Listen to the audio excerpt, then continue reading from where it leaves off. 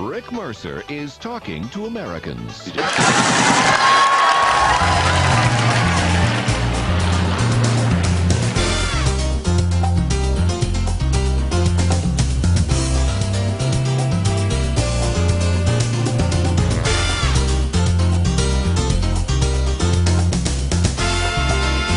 We found it quite fascinating the way that you guys held an election, and there was confusion about who voted for who, especially here in the state of Florida.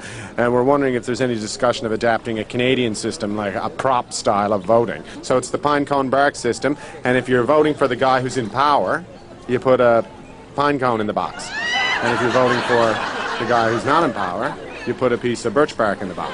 And that way there's no confusion. I don't know, I think it sounds better than what we were doing. Would you like the birch bark pine cone system? I mean, it's simple. If that's the easiest thing to do, why not?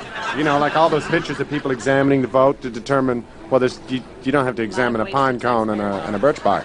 I agree. It might sound odd, but there's no confusion whatsoever who you're voting for. I think it's got merit to that. We can do that here. In 30 years of democracy, we haven't had a single recount. Actually, you know, it couldn't be any worse than Chads and Dimples and...